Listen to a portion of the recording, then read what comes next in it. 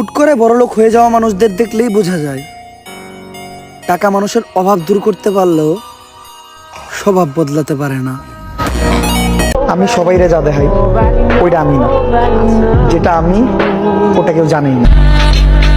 ফিলিস্তিনে মানুষ মরতেছে, কোনো পাখি না। তো হ্যালো বন্ধুরা, আপনারা সবাই কেমন আছেন? আজকে ভিডিওটা একান্তই তাদের জন্য যারা ওমর ভাইকে অনেক মিস করতেছেন। তাছাড়া ওমর ভাইয়ের ভিডিও আগের মতো আর আসছে না, আর তাই আজকে ভিডিওটি মনোযোগ দিয়ে সবাই দেখুন। আজকে ভিডিওটিতে সব ডায়লগ একসঙ্গে দেওয়া রয়েছে। আমি দেখলাম জরির ভিতর একটা বেগি প্যান্ট লারা ছিল, কিন্তু বাসায় আনার পর জানতে পারলাম ওইটা পাশের বাড়ির ভাবির প্লাজো ছিল। আমি সবাইরে যা দেখাই ওইটা আমি না, যেটা আমি ওটা কেউ জানেই না। আমি মানুষটাই এমন, আপনি বুঝতেই পারবেন না যে ভালো নাকি খারাপ। হুট করে বড়লোক হয়ে যাওয়া মানুষদের দেখলেই বোঝা যায় টাকা মানুষের অভাব দূর করতে পারলেও স্বভাব বদলাতে পারে না।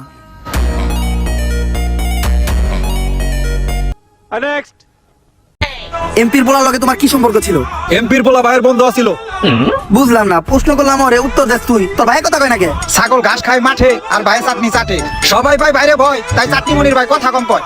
কে তোর ভাই কথা কম কয় কে? তোর ভাইয়ের মুখে গন্ধ নাকি? ভাই চাটলে চাটনি বাদ তখন চাটে দিব। স্যার চাইটা দিব, আমরা তো 3 দিন ধরে গোসল করি না, লন আমগো শরীরটাও চাটিয়ে নেই। তুই তো শরীর চাটানোর কথা কস, আমি তো অন্য কিছু চাটানো ভাবছিলাম।